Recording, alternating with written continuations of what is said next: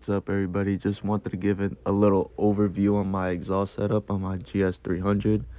My OEM exhaust actually split in half, it rusted out, and we actually had a catback from mbrp laying around in the shop, and I actually fitted up on there, and it actually fit quite good, so stay tuned for how it sounds.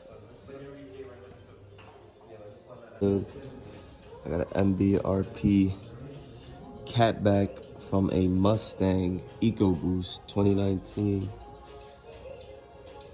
and then I cut a flange, welded a flange here